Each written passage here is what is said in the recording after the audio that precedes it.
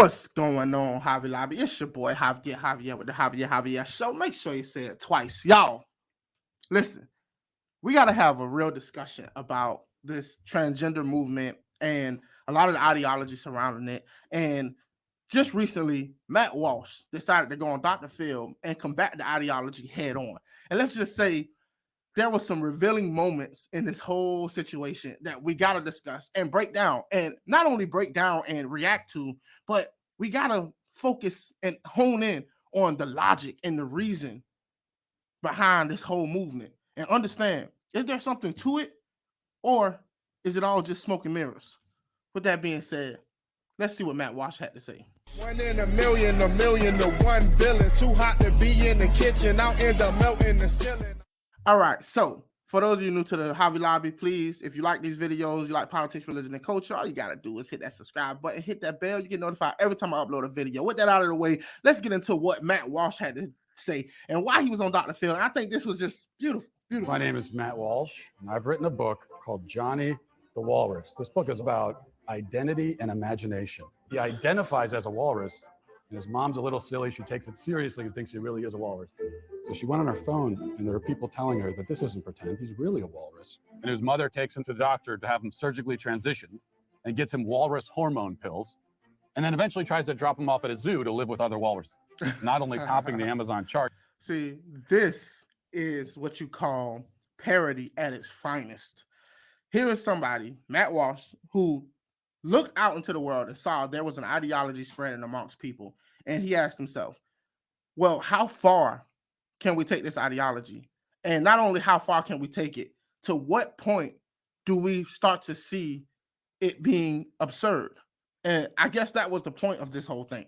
It's not necessarily saying that adults and grown people aren't allowed to make their own decisions and to do as they please.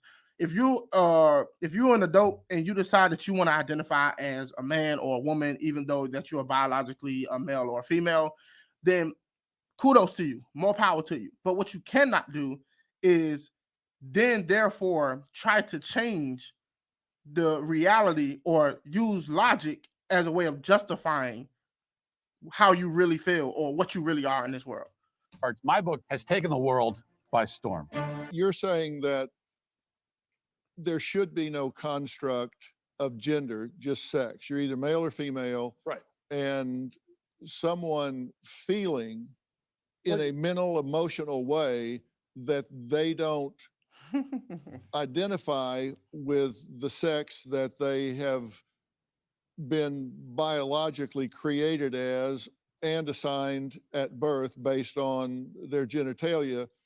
You can see Dr. Phil is actually trying to be very, very careful with how he's describing this or asking the question, because even he is in a hot seat right now. Even he knows that based on how he words this and how he sets up this interview can determine the effect that he will receive, whether it be pushback or not, or he be canceled. Who knows? If they don't feel that way, that there's no construct that describes that, experiences that. Well, that's got nothing to do with the reality. So you can feel however you want. I mean, I could sit here and say that I feel like a tomato plant, but that doesn't mean that I'm actually in those things. So your self-perception, you can have whatever self-perception you want, but this goes back to what I was saying. You can feel however you choose to feel, and you can decide to try to navigate the world in whatever way that you want, but it doesn't change the reality of what you actually are. Now, this is not saying anything about whether or not gender dysphoria is a real thing. Gender dysphoria is a real thing, but this says nothing about, is there any merit to what these people are expressing, and how should we treat these people? You know, what reality is and how people perceive themselves says nothing about how we should treat these people in everyday life. But it gets bigger than that, because it's not about how adults choose to navigate the world.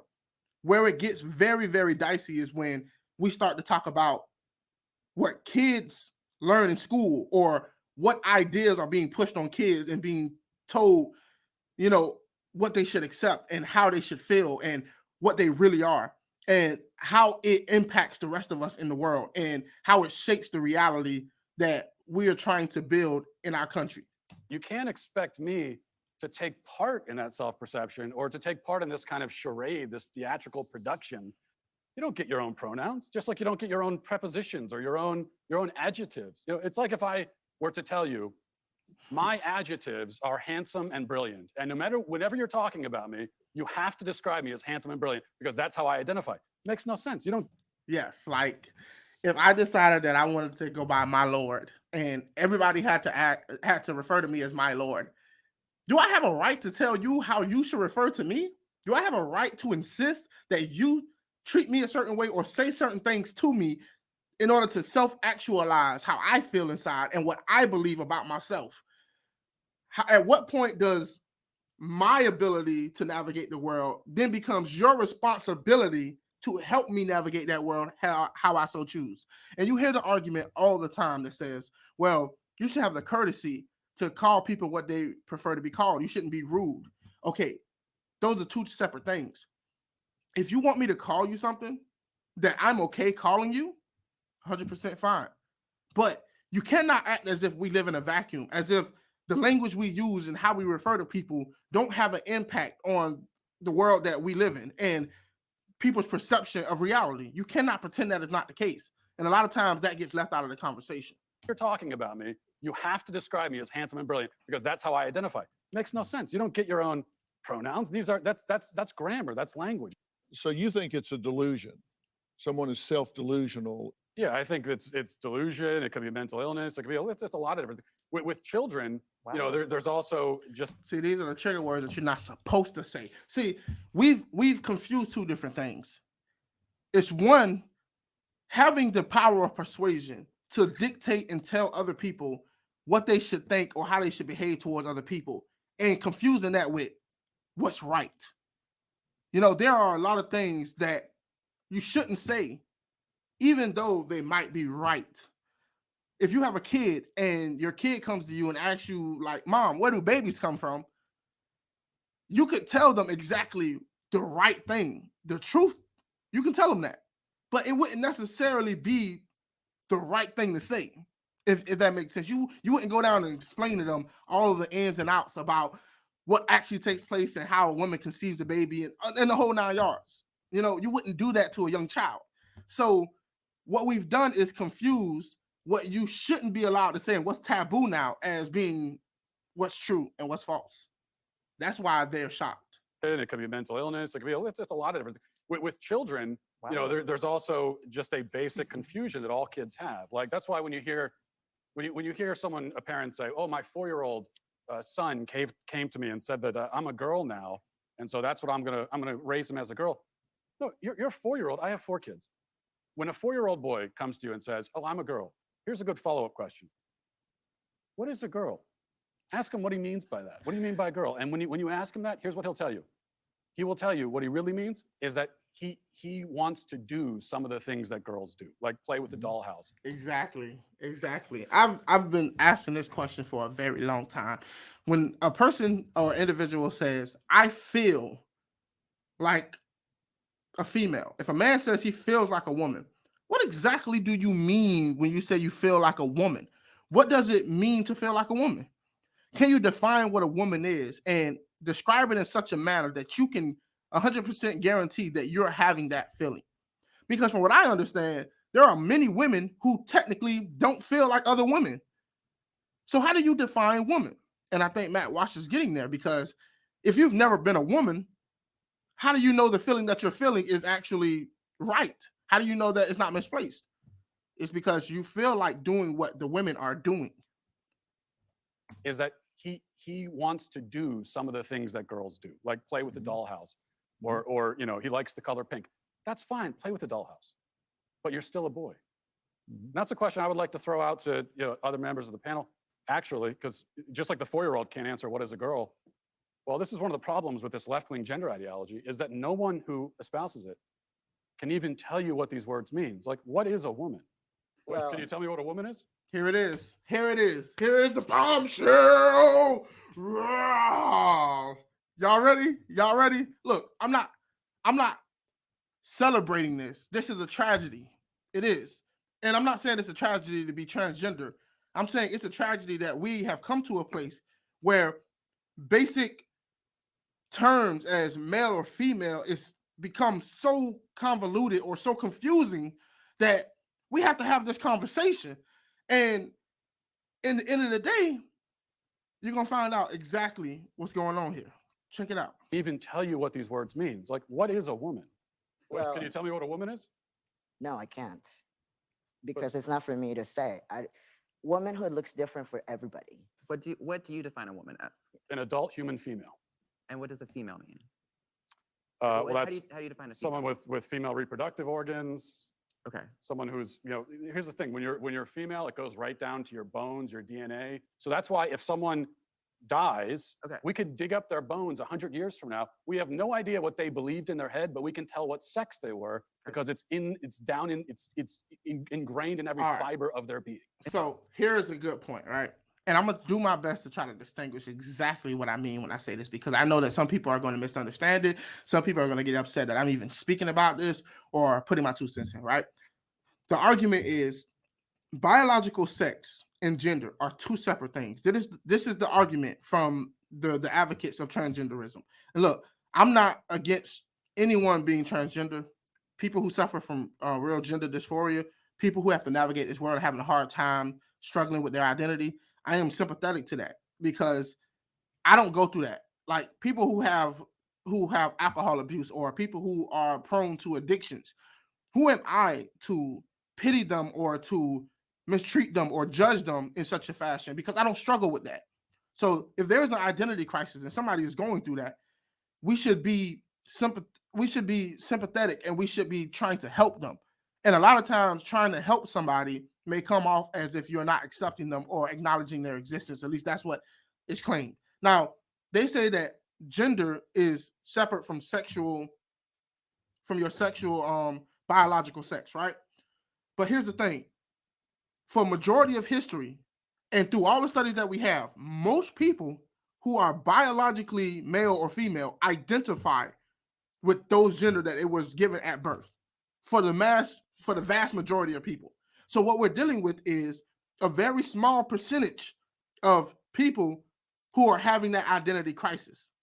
That is not the rule. It is the exception to the rule, which says nothing about,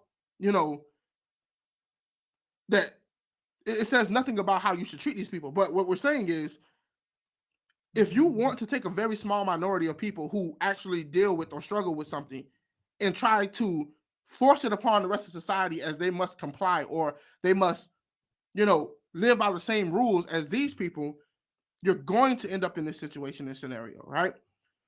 But at the same time, you cannot say that how you identify is not directly tied to your biological sex, because we see it manifested throughout history for all societies throughout human evolution. So there has to be something to account for that. I'm sorry, y'all, but They were, because it's ingrained in every fiber of their being. XY So I'm chromosome. trying to understand. Your definition is that a woman is someone who is female, you said, right? Correct. Is Okay. a biological female. So what happens if we have maybe someone who is female, identifies as a woman, right? Cisgender woman, right? As you just explained, that maybe doesn't have the ability to reproduce. I've heard this argument before, and it's an invalid argument because it's not just the ability to reproduce. And Matt Walsh didn't even say that. He didn't say that. He says down to the fiber of your bones. It's infused in your DNA, the chromosome count. There are certain markers and indicators in your sex that, determines to a very precise accuracy statistically that you're going to identify as a woman if you were born a female. Woman, right? As you just explained, it maybe doesn't have the ability to reproduce. Maybe doesn't have those organs that you're talking about that are reproductive organs. I have answered the question. You stood up here and said trans women are women. Yes. She said it, right? She said that trans women are women. Okay, here is where Matt Walsh takes it home. Tell me what you mean. What is a woman? Womanhood is something that, just as Ethan explained, I cannot define because I am not But myself. you used the word. So what did She you mean? used the when you said word. trans? Who am I to say I identify as these headphones, right? And then if you ask me, well, what are headphones? Well, I can't define headphones. Then how do you know that's what you are? Look, if there is a transgender argument out there, which is logical, that can be explained, then I'm 100% with accepting it. But you cannot sit here and say that you identify as something that you can't even define. And that may be a flaw on these two individuals, not necessarily on the flaw of the overall transgender argument. I don't speak in absolutes. There are people out there who probably can explain to me better what a woman is than what these people are able to do. It might just be a flaw on their part. Thing that, just as Ethan explained, I cannot define because I am not But myself. you used the word. So what did you mean when you said trans women are women? If you don't know what it Ethan means. is like So here's trying the to thing. figure it out. So I do not define what a woman is because I do not identify as a woman. Womanhood is something that is an umbrella term. It includes people That who describes what? Yes, but describe people what? who identify as a woman. Identify as. You cannot define a word by using the word in the definition. You can't say that women is an umbrella term for women who identify as women. Think about it. What? People who identify as a woman. Identify as what? As a woman. What is What is a that? woman? Was to each their own. Each woman, each man, each person is going to have a different relation with their own gender identity and define it differently. that doesn't- And so I'm not trans asking you for that. women are women too. Okay. See, this is what happens. When, like, a lot of times, if you know what side of the fence that you're on, and you're walking into a place that is going to be biased towards you, it's clear. If we're talking about the rules of logic, and we're talking about rationality here, it's very clear. At this moment, between Matt Walsh and these two individuals, Matt Walsh is doing a much better job at winning this argument and winning this debate. Let's just get rid of the whole what the conversation is about. It could be about abortion. It could be about anything. If they were having this conversation, it's clear that Matt Walsh is winning logically in this whole thing. But this is based on emotions. The crowd is clapping, but it says nothing about the merit of the argument. Their identity and define it differently. That doesn't- And so I'm not trans asking for that. women are women too. Okay.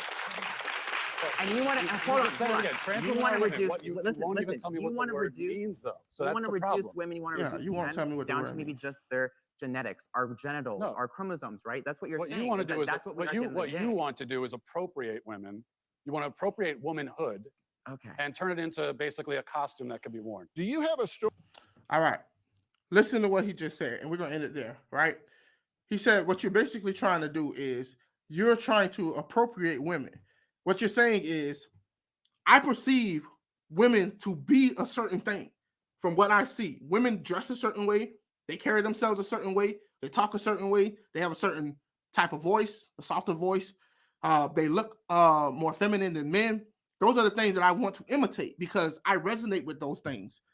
So what you're doing is you're taking on a persona of what you perceive a woman to be, but you don't necessarily know how to define exactly what it feels like to be a woman. What does it mean to be a woman? And how does that feel? All you can say is, I identify with how they behave. It's a behavior. Okay. Now, if we lived in a society where the roles were reversed and women acted like men and dressed like men, and men acted like women and dressed like women, if you reverse the roles in society, what we're in turn saying that same trans individual right now who is identifying with women would therefore also be identifying with those male qualities. They would want to dress like men. They would want to carry themselves like men because those women in that society mimic how we see men today. So it's not necessarily that you know what it feels like. It's just that you look at something and you identify with those behaviors and you want to adopt those behaviors because it makes you feel more like yourself. But you can't necessarily call that womanhood. You're more identifying with the behaviors. All right. That's my take on that. But good job, Matt Walsh, and good job to the trans people for deciding to go up there and put their ideas out there and allowing it to be scrutinized and pushing back against Matt Walsh. I'm all about open dialogue, and I'm all about people being able to put their ideas out there in the world and allow for scrutiny and allow people to criticize, and hopefully in a healthy manner and dialogue.